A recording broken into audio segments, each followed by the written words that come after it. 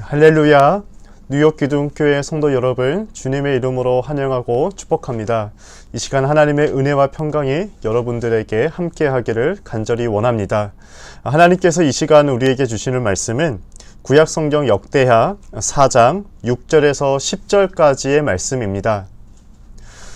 역대하 4장 6절에서 10절까지의 말씀입니다. 함께 한 목소리로 합독합니다.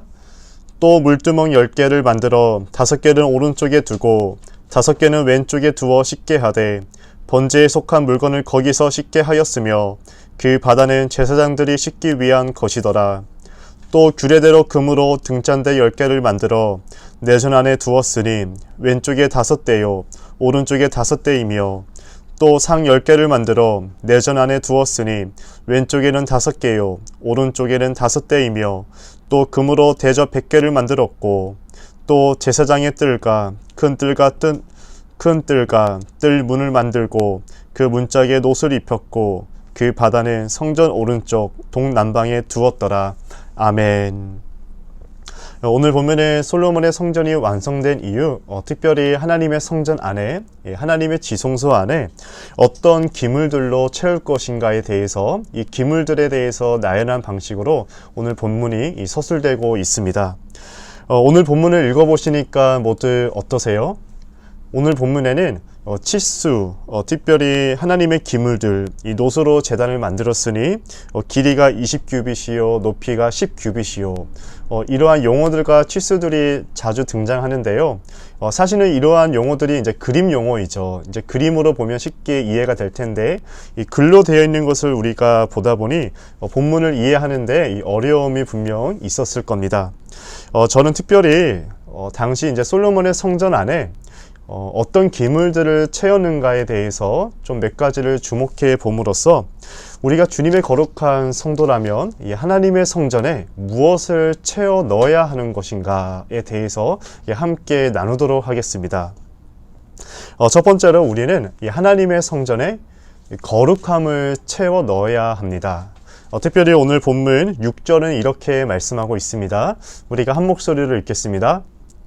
또 물두멍 10개를 만들어 5개는 오른쪽에 두고 5개는 왼쪽에 두어 씻게 하되 번제에 속한 물건을 거기서 씻게 하였으며 그 바다는 제사장들이 씻기 위한 것이더라. 오늘 본문 6절 말씀을 보면 물두멍 10개를 만들었다고 합니다.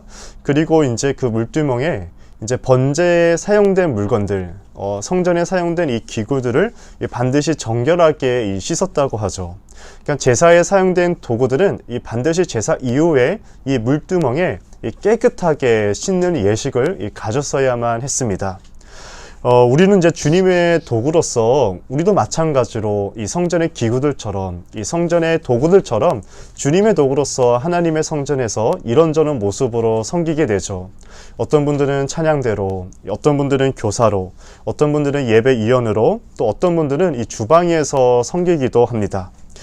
그런데 우리가 주님의 도구로서 하나님께서 우리를 예배의 도구로서 사용하실 텐데 우리가 반드시 해야 될 것이 있다는 겁니다. 그것은 오늘 본문에서 말씀하시는 것처럼 우리도 이 봉사 후에, 예식 후에, 예배 후에 나를 정결하게 씻는 예식, 의식이 있어야 된다는 겁니다. 이 제사에 사용된 이 기구들에는 반드시 동물의 피도 묻어 있을 테고 이 동물의 어떠한 껍데기, 이 껍질, 이 나쁜 것들이 또 묻어 있을 겁니다.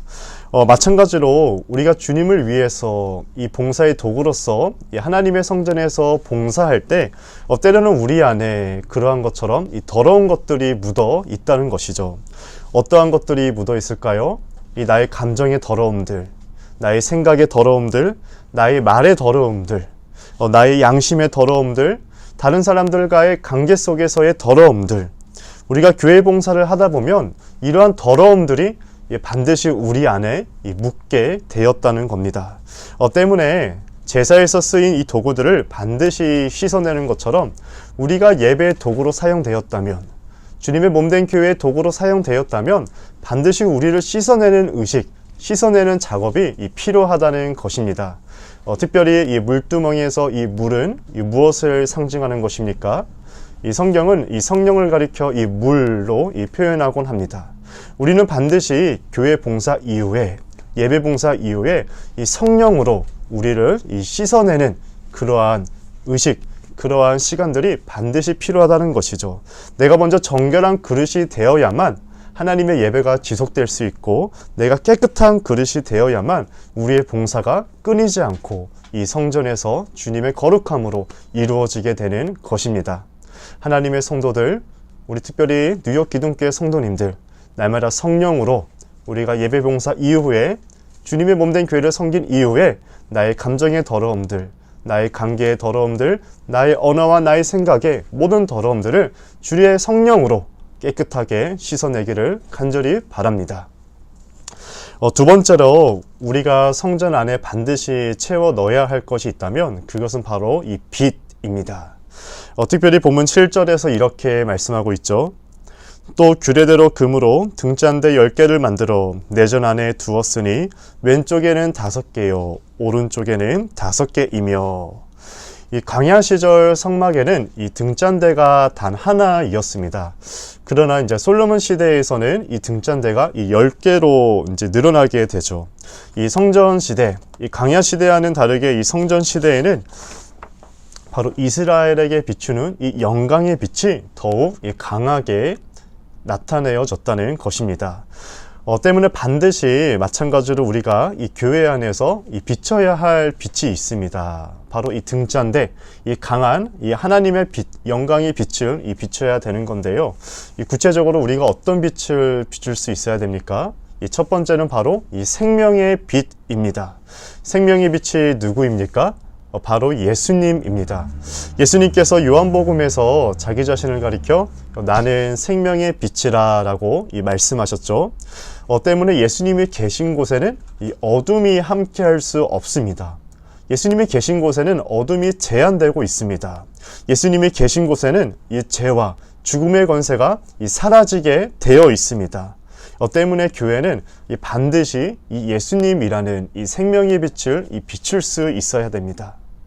죄인들이, 많은 사람들이 교회에 찾아와서 생명의 빛이신 이 예수님을 만나니 그 사람을 묶고 있던 이 어둠들이 떠나가는 역사가 나타나는 겁니다. 그 사람을 묶고 있는 죄와 사망의 권세가 예수님이라는 생명의 빛이 비추니 모두 떠나가게 된다는 사실입니다. 우리 기둥교회는 특별히 이 예수님이라는 이 강한 이 생명의 빛이 찬란하게 빛나는 교회 되기를, 그러한 성도 되기를 간절히 바랍니다. 두 번째로 우리가 교회 안에 반드시 비춰야 할 빛이 있습니다. 그것은 바로 이 성교의 등불이라는 것이죠. 마태복음 5장 14절에서 예수님께서 이렇게 말씀하셨죠. 너희는 세상의 빛이라 산 위의 동네가